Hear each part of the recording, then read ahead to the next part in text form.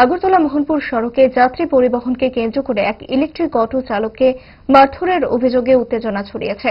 অভিযোগ, গত 9 জুলাই দমদমিয়া এলাকায় ইন্দ্রজিৎ দেবনাথ নামে এক অটো চালককে মারধর করে রাধানগর মোটর স্ট্যান্ডে নিয়ে যাওয়া হয় এবং তার কাছ থেকে 4,500 টাকা জরিমানা আদায় করা হয়।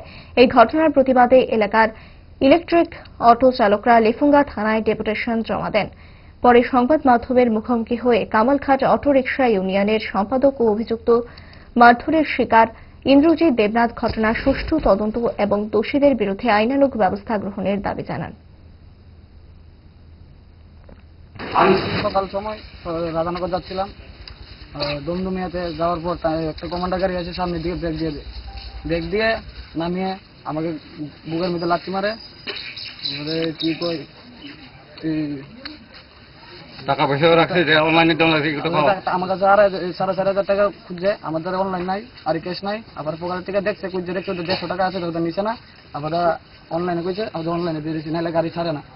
কি কারণে টাকাটা নিচে? কি কারণে? মাইক দূর করছে, প্যাসেঞ্জার লোন যাও না। মানে তুমি কেন প্যাসেঞ্জার নিছো?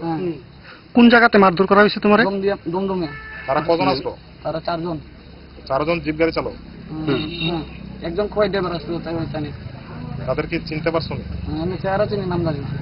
তুমি পুলিশে অভিযোগ জানাইছো তাদের বিরুদ্ধে? আমি তো জানাইছি।